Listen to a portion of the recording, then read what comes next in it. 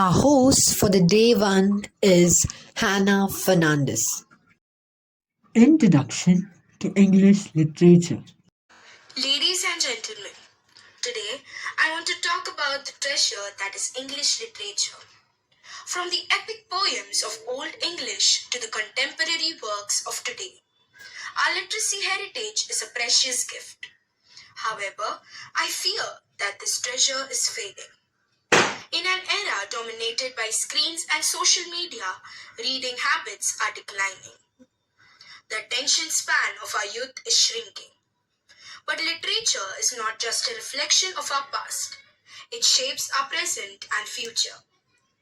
As George Orwell said, if liberty means anything at all, it means the right to tell people what they do not want to hear. English literature has given us visionaries like Shakespeare, Austen, and Dickens. They showed us the complexities of human nature, the power of love, and the struggles of social justice. Forms of English Literature. Novels reflect and shape cultural values, attitudes, and beliefs, providing insights into historical and contemporary societies.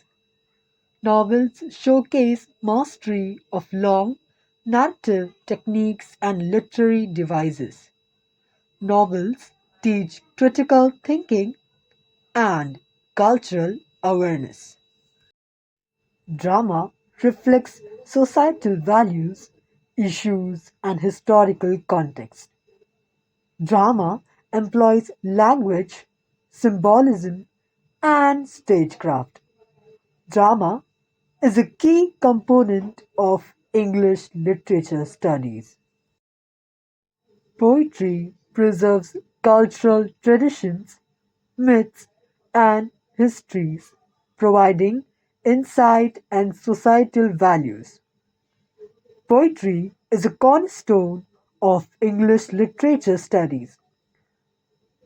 Poetic movements like Romanticism, Victorian era, Modernism, confessional poetry took place.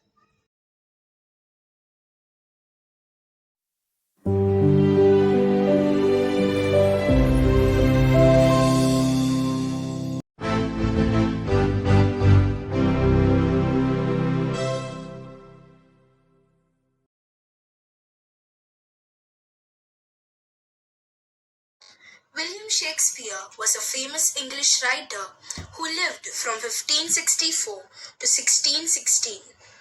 He wrote many plays and poems that people still enjoy today. Some of his most famous works include Romeo and Juliet, Hamlet, and Macbeth. Shakespeare's plays are about important themes like love, power, and life. He is considered one of the greatest writers in the English language.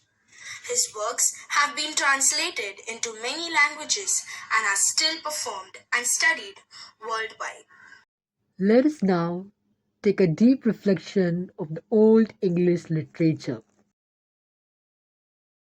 Lo, we have heard of the spear dance, how they in former days were noble kings, and how these princes performed deeds of courage, often scathing, protected the people from the terror of enemies, and took many a mad bench. On treasure seat on his shoulder was fastened a sword, and he had sprung forth over the Wales ridge under the misty cliffs. Let us hear a song dedicated to English literature. I've been reading books of old, the legends and the myths, Achilles and his gold, Hercules and his gifts, Spider-Man's control, and Batman with his fists. And clearly I don't see myself upon the list, but you say where you wanna go, how much you wanna risk. I'm not looking for somebody with some superhuman gifts, some superhero, some